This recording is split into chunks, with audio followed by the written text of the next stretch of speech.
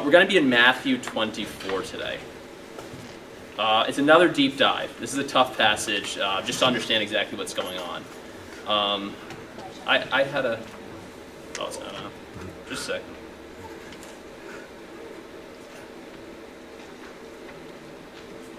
How about now? I had a lot of fun with the sermon. I'm basically going to be nerding out today. So if you're a nerd, you may be able to appreciate it. If not, try to bear with me. I think there's some good stuff in here. I think I have a good grasp on the passage, but I'll let you decide that. Like I said, we're going to be in Matthew 24. Let's pray before we get into it.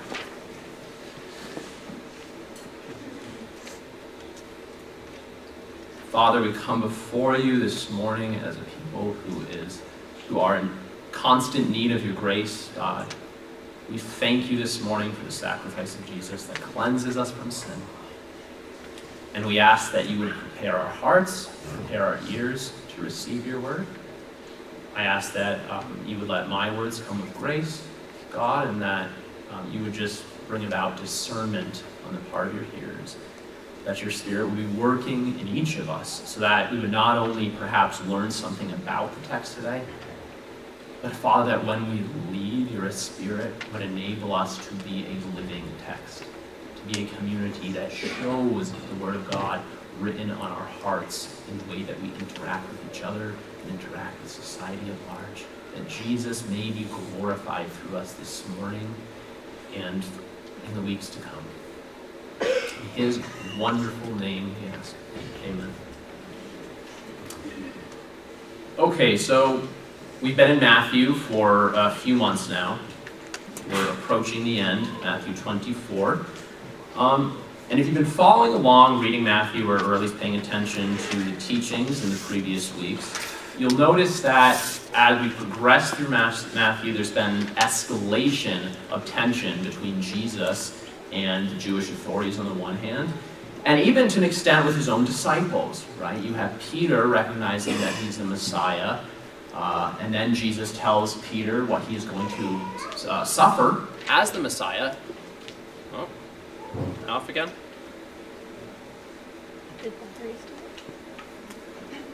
Still on here. Oh, there we go. He tells Peter what he's going to suffer as a Messiah, and Peter can't accept it. He says, no, this can't happen to you, right? And Jesus has to rebuke him. And as Matthew progresses, the tensions then with the Jewish leadership become more and more severe.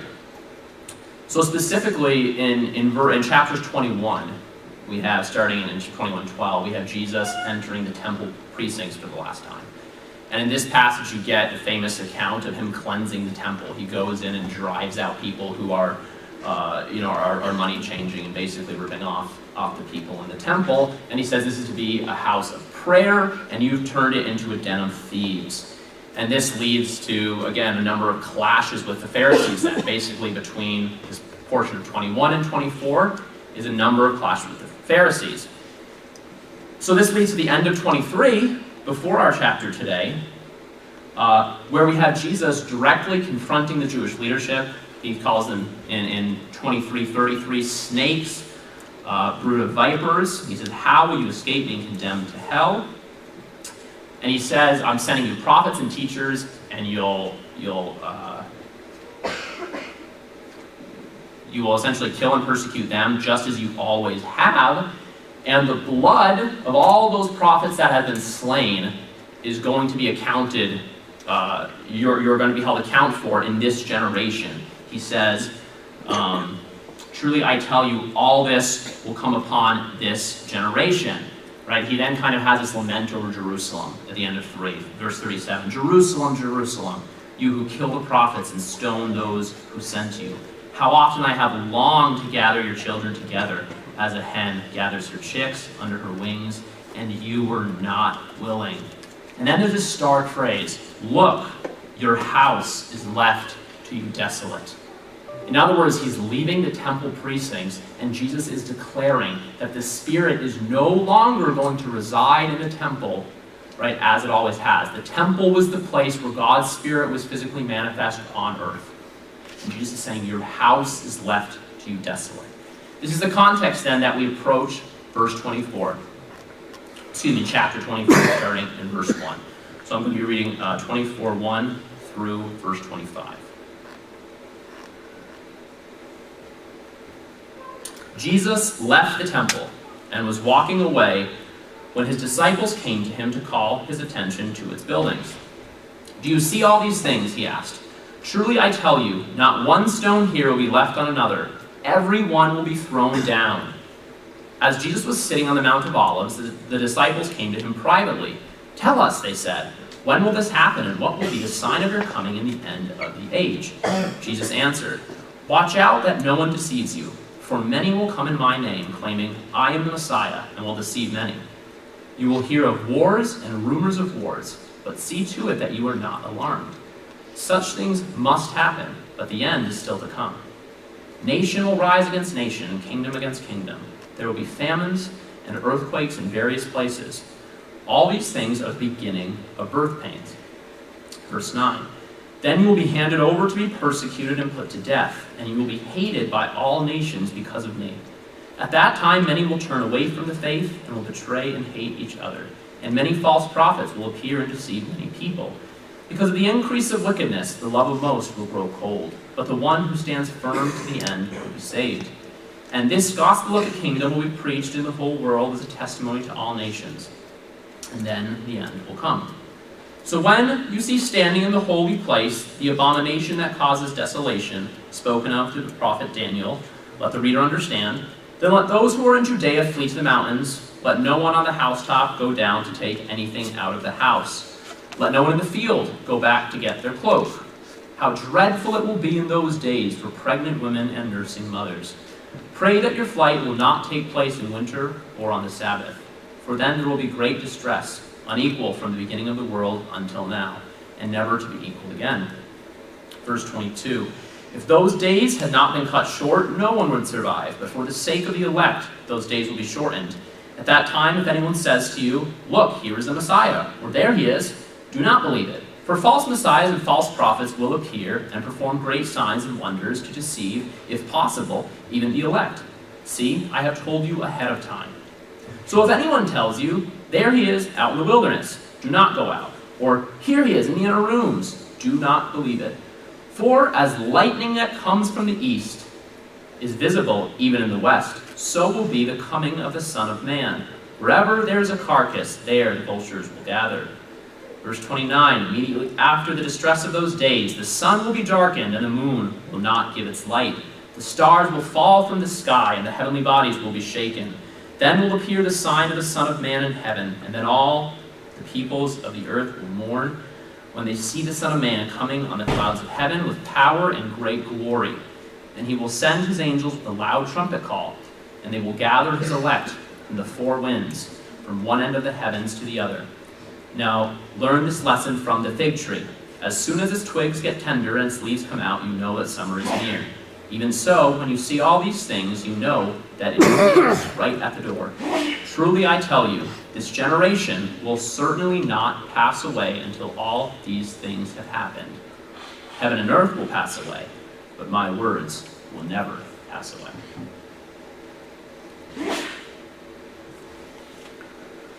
If that seemed long, that is not even half of the greater discourse in which we find this passage. Matthew 24 and 25 are basically an extended discourse of Jesus to his disciples. I'm only treating up to this verse today because I think that this forms a logical unit, and I want to make that case to you this morning. Now, interestingly, long before I studied this passage, full disclosure, I didn't seriously engage with this passage or the other passages that are similar to it in Luke and Mark until long after my official academic studies were completed. It's only been over the last couple of years. But before I ever directly engaged with this passage, I had a particular theology about it. Even more before I don't know if I had ever read this passage. I'd probably at least heard it, but I certainly wasn't reading my Bible regularly. And before I even experienced conversion, I had a very particular theology about this passage. Part of the reason I can say this with confidence is because I actually recall a argument I had with one of my best childhood friends when I was 14. My friend's name was Isaiah, and he was the son of a professor of classics at the University of Vermont. His father had actually left the faith during his graduate studies and was generally pretty antagonistic to Christianity, which probably explained why at 14 years of age, my friend Isaiah was a self-described agnostic.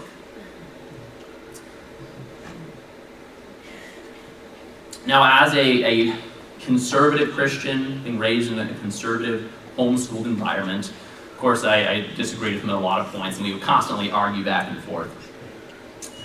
So one day, I thought I kind of had Isaiah. As I recall, it was probably somewhere around the year 2000, 2001. And I told him that even if he didn't believe now, he was sure to believe by the year 2007. Right? Then I would be vindicated and proven right, and he would be shown to be wrong. How did I know this? Well, my argument went something like this. The Bible, I now know specifically in Luke, but then I just knew it was the Bible, it talks about Jerusalem being surrounded by armies. It also says that the generation that witnesses Jerusalem surrounded by armies won't pass away until the rapture and the end of the age occurs. Right? Jerusalem was surrounded by armies in the Six-Day War in 1967, and since a generation is about 40 years, this gets us to 2007. So that means that this is the end point at which the rapture can occur and Jesus is going to return. So Isaiah better get his act together quickly, because he only had at that time maybe 5 to 7 years before I was going to be proven right. Now, I doubt that Isaiah actually held this conversation in memory, but if he did, as somebody who went to an elite European 2-year school and then went to Princeton, and since then has worked overseas, and just a really bright guy. If he recalls this, I'm sure he got a good chuckle on January 1st, 2008, let alone today. Now, about 10 years after this conversation with Isaiah, once again, I found myself with a particular theology on this passage, even though, and by this time I had a bachelor's in biblical studies and Greek and Hebrew, right? I had studied at a fairly high level. I still hadn't directly engaged with this passage, right? And by this point, in my early 20s, I found myself actually conceding that Jesus was a false prophet.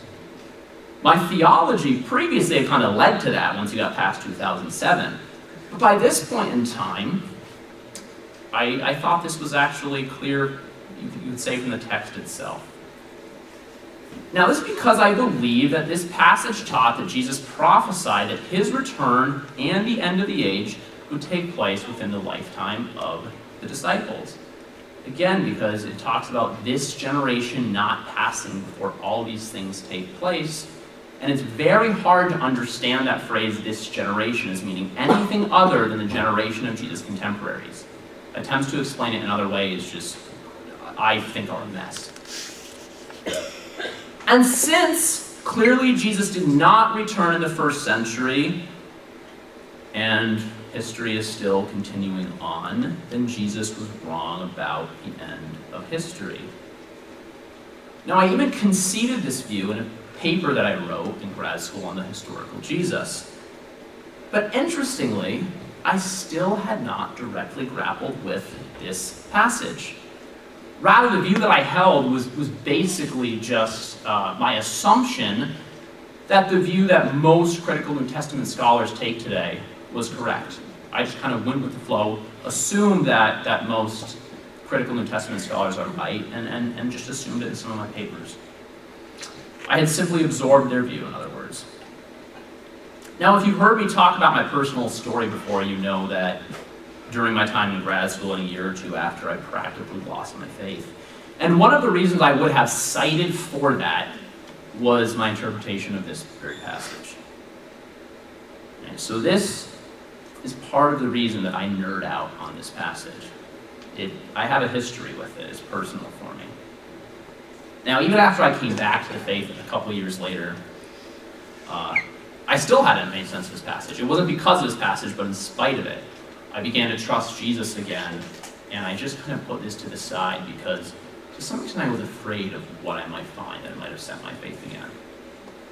So recently, over the past couple of years, I have actually engaged with it. And what I have found is that rather than being a source of disbelief, a source of skepticism or doubt in my life, this passage now actually very much bolsters my faith. I think the brilliance of Jesus, the prophetic accuracy of Jesus is revealed in it.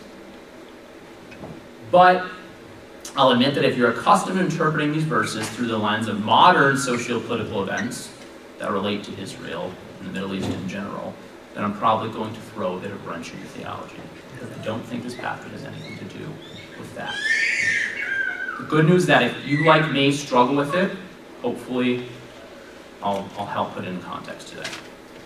Okay, so I want to give you a few keys for understanding this passage today. There's going to be a lot of questions that I can't address. Like, I could literally probably talk until this afternoon and nobody would be here, and I'd be like crazy-eyed, like, ah! And you'd all be long gone, right? There's a lot of stuff in this passage, and I really geek out over it. And I can only touch a few. So there's going to be some questions, but hopefully this will set the stage. So my first point that I want to start off with today is this. There are two questions that Jesus is answering in Matthews 24 and 25. Two different questions. Okay, if you want to write me down, write that down. Two questions. The first question is about the timing of the destruction of the temple. That is the question that we're going to look at today. The second question, which I'll talk about next week, is about Jesus' final coming, or Advent, at the end of the age, when the resurrection occurs and Jesus judges the living and the dead. Okay, so those two separate questions are what are being addressed, and the first is the one we're addressing today. Remember the context, right? Jesus just declared the temple is desolate, and out of that, the disciples ask him, when will these things be? And what will be the sign of your coming in the end of the age? They may have thought these things went together, but what I want to show today is that Jesus' answer shows they are not together, but that they are two different issues.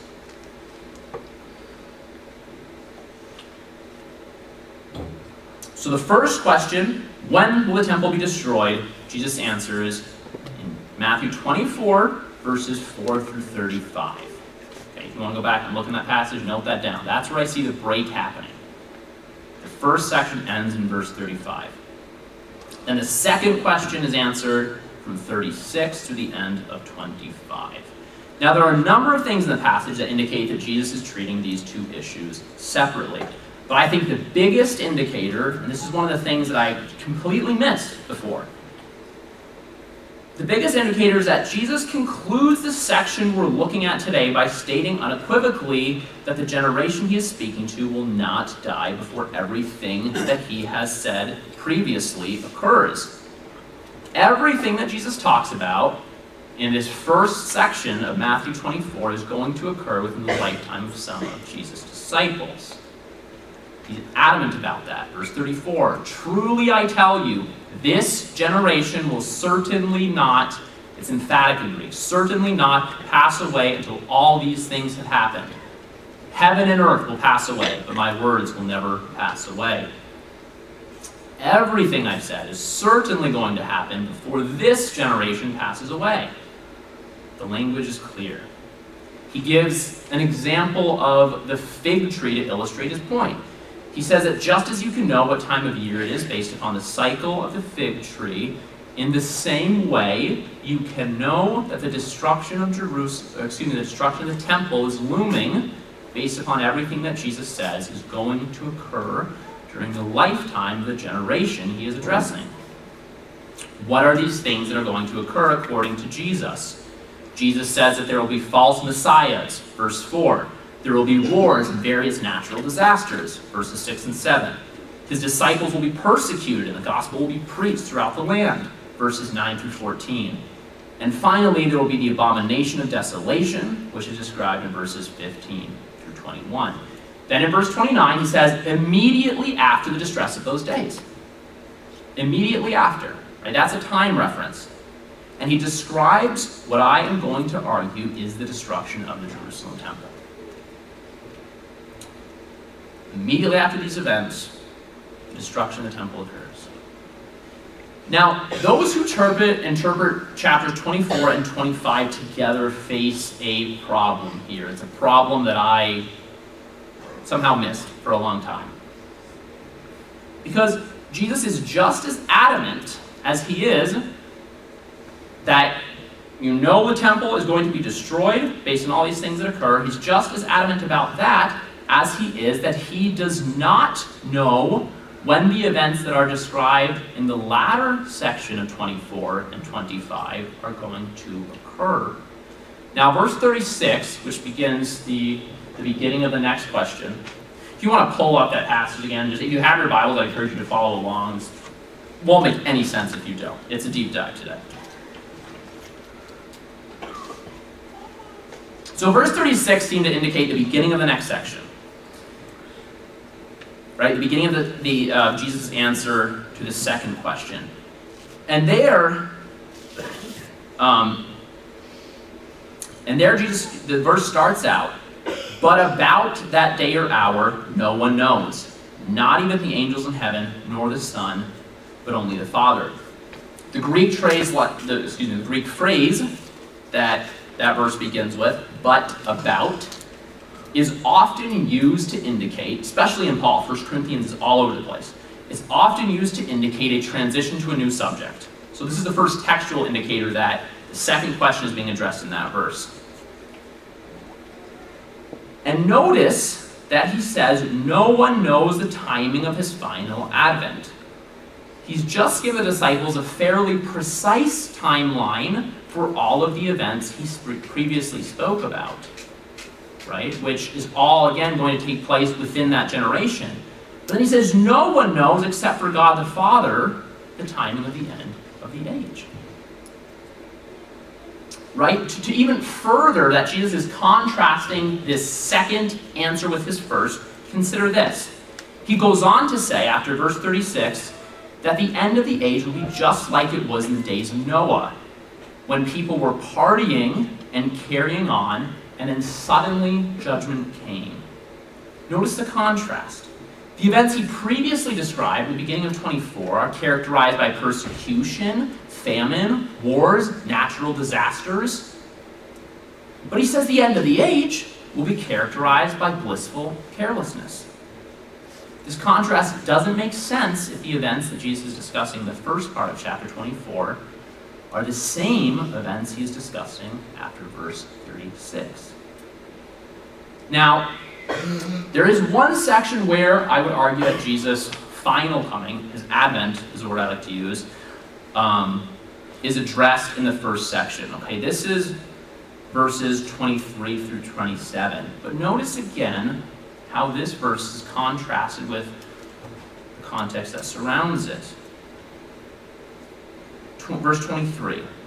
At that time, if anyone says to you, at what time? At the event, at the time of the famine, the wars, that's all going to occur during this generation. At that time, if anyone says to you, look, here is the Messiah, or there he is, do not believe it. For false messiahs and false prophets will appear and perform great signs and wonders to deceive, if possible, even the elect. See, I have told you ahead of time. So if anyone tells you, there he is, out in the wilderness, do not go out. Or here he is in the inner rooms, do not believe it. For as lightning that comes from the east is visible even in the west, so will be the coming of the Son of Man.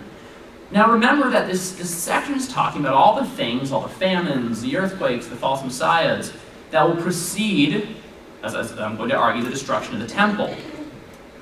Now, if Jesus envisioned the end of the age appearing at that time, then clearly it would be reasonable to say, here's the Messiah. Or at least, he's about to come, right? If that's the argument Jesus is making. But Jesus is suggesting that in contrast to the destruction of the temple, which is preceded by certain events, and you can know is going to happen within the generation of his contemporaries, in contrast to that, the advent of the Son of Man is like a flash of lightning. Just this week or last week, a colleague of mine was actually talking about, he witnessed someone get struck by lightning. Pretty unusual. He was in basic training, and the rain had started coming down, and he had taken shelter, and there was a group of people marching in formation, a group of soldiers, and all of a sudden, out of nowhere, boom, lightning strikes right in the middle of formation. And it knocks everyone to their feet and kills one person. Now, clearly, if they had any idea lightning was going to strike at that moment, they wouldn't have been marching in formation. It was completely unexpected and took them by surprise. And Jesus says that in contrast to the destruction of the temple, which will occur during the life of his contemporaries and will be preceded by certain events, the advent of the Son of Man will be as unexpected as a lightning strike. People will be in blissful carelessness and bam. Okay, let's move on to my second and final observation that I want to make about the passage.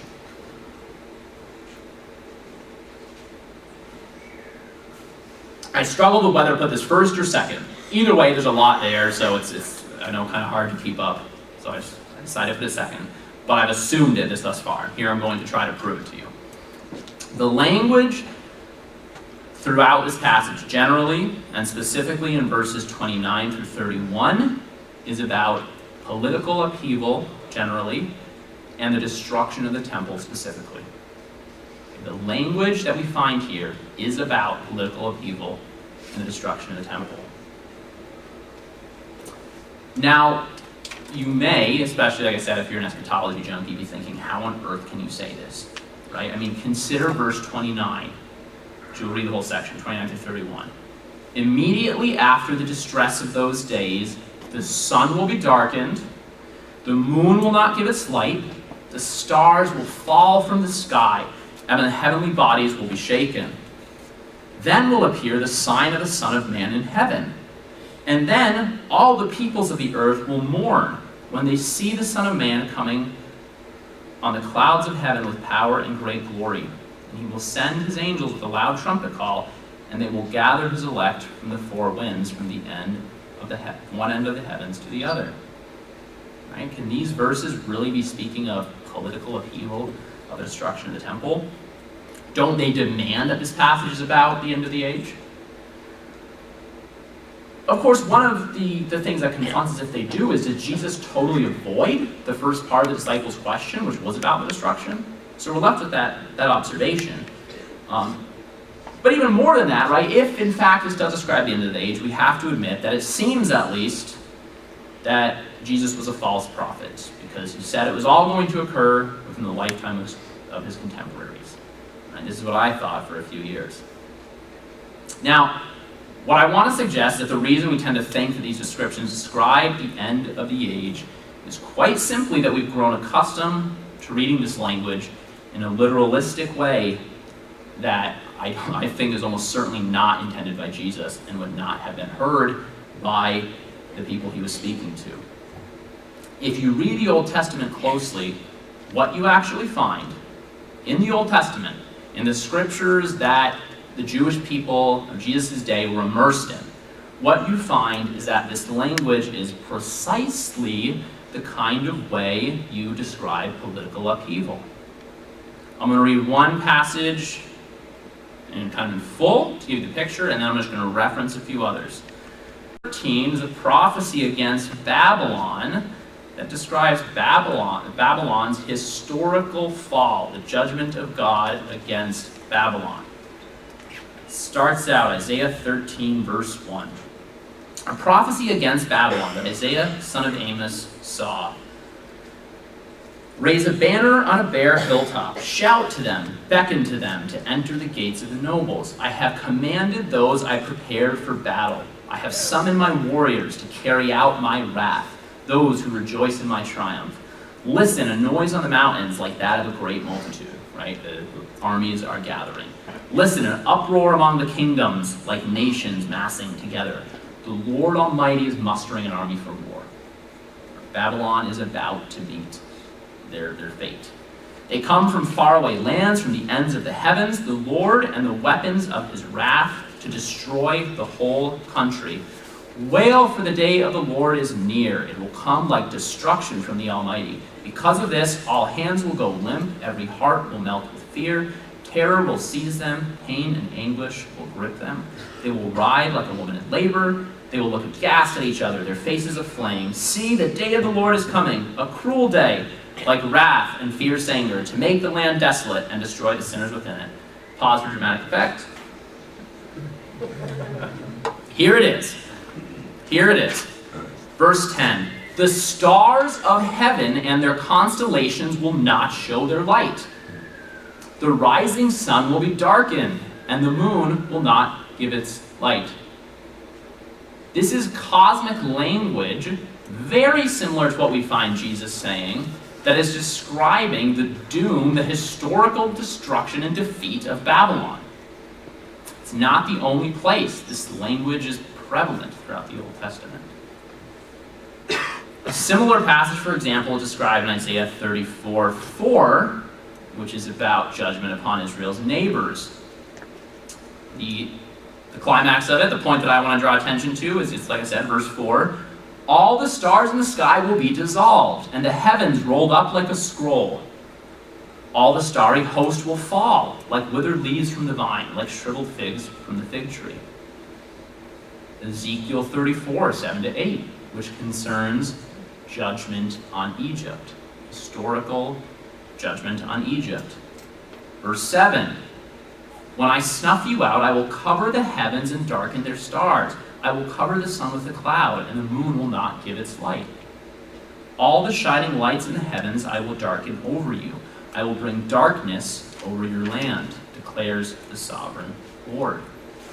Now, in this context, in the context of this Old Testament language, that is something, like us saying today after a basketball game in which we won, we destroyed them, we annihilated them, right? We actually have a tendency, too, to use this, overly, almost cosmic language to describe victory, right? And this is basically what's going on in the Old Testament text, right? Is these acts of political upheaval are put in this cosmic language. In this context, we read in verse 29 of Matthew 24, immediately after the distress of those days, the sun will be darkened, the moon will not give its light, the stars will fall from the sky, and the heavenly bodies will be shaken. A Jew who knows his scriptures knows what these kind of images mean. They speak of political upheaval, and specifically in response to the disciples' question, he's talking about the judgment that is about to come upon Jerusalem and the temple. Your house is left to you desolate, Jesus said at the end of verse 23. And this is cosmic language that captures that in dramatic fashion. This, in other words, is precisely the kind of language we should expect Jesus to use when speaking about judgment upon Israel and the destruction of the temple. This is not end of the age language, this is end of the temple language. Okay, so maybe that clears up verse 29, but what about verse 30? And this is the last particular verse I want to look at. I could keep going throughout the whole passage like this and show the way the language comes out of the Old Testament and does not speak in this overly literalistic way.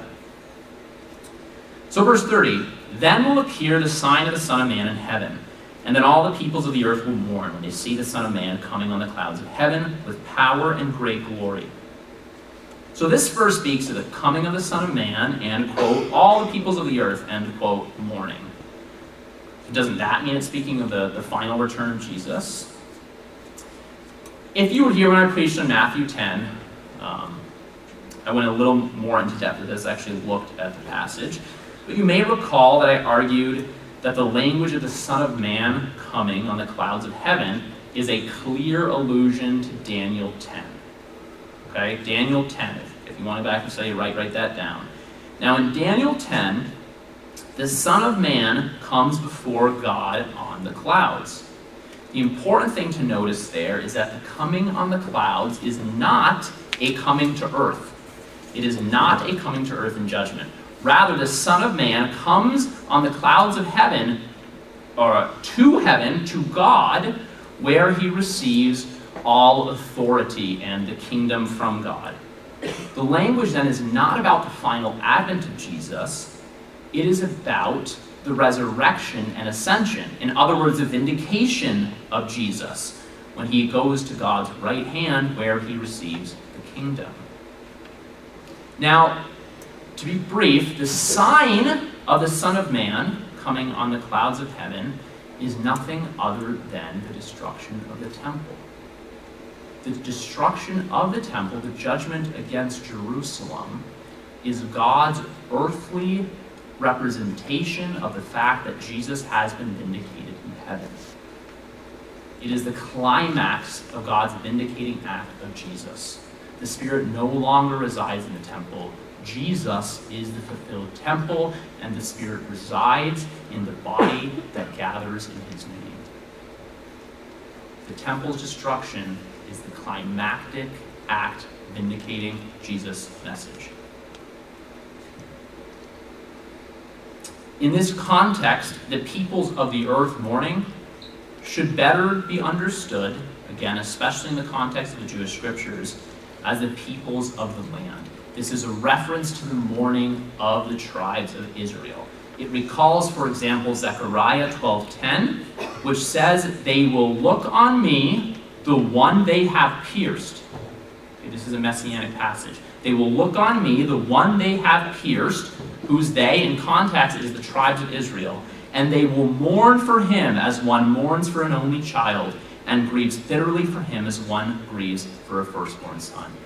The peoples of the land, the tribes of Israel, right, are mourning when God vindicates Jesus' message climactically through the judgment upon Jerusalem.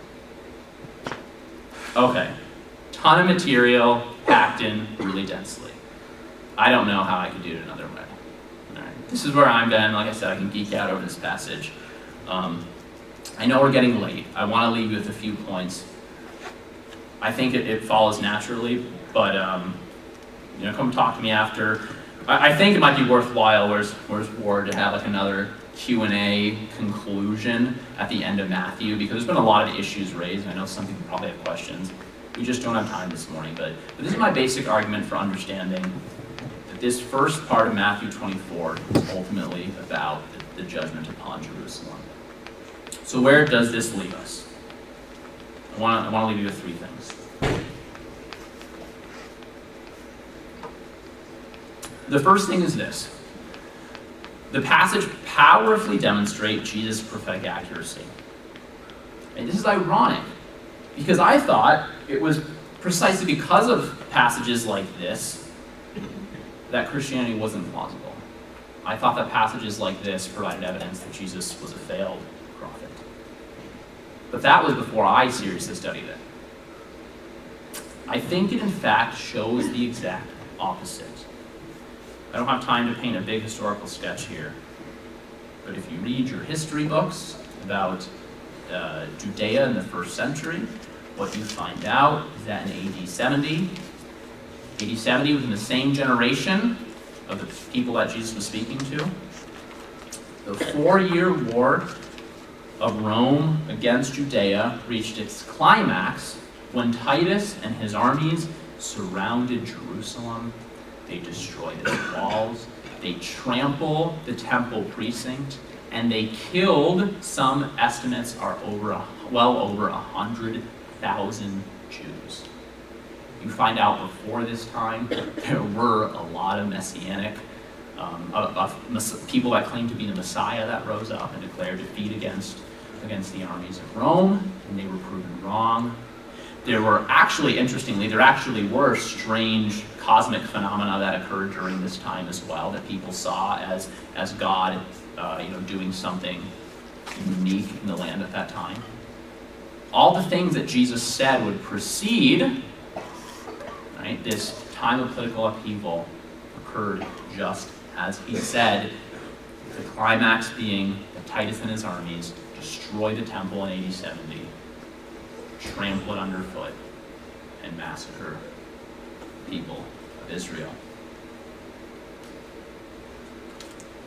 Jesus is not a failed prophet, I want to suggest.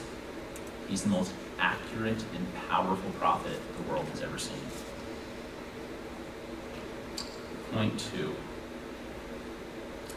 Now, what I've said today also has implications for how we should not understand this passage. Like I tried to do when I was 14, I would suggest that it is wrong for us to try to calculate Jesus' final advent based upon current socio-political events. Now, Israel is still facing constant war with its neighbors, right? The threat of constant war. But even if Israel is surrounded by its enemies, this is not what Jesus was referring to in this discourse. Our emotions should not rise and fall with current political events. Jesus is certainly Lord over these events. There's no question about that. But our confidence should not rest upon speculation over how God is working in those events. The prophecy in Matthew 24 has already been fulfilled. That's a better place to rest our confidence. Point 3. If I had more time, I'd talk more about this one, because I think this is like a big takeaway. God's Spirit has departed the temple in Jerusalem and is now active in the fulfilled temple, which is the church. This means that it's completely backwards for us to be focused on any physical temple, whether in Israel or anywhere else. God's Spirit is active in his end-time temple, which is the church, the gathered body of believers. To focus on a physical temple is to look back at the shadow, which was always meant to point to the present reality that we're living in. It's like falling in love with a shadow of a girl or a guy, and not with the person that is causing the shadow to be cast. Right? We are the temple in whom the Spirit is pleased to dwell, not a building. It is as we gather together as believers that God powerfully manifests his presence with us.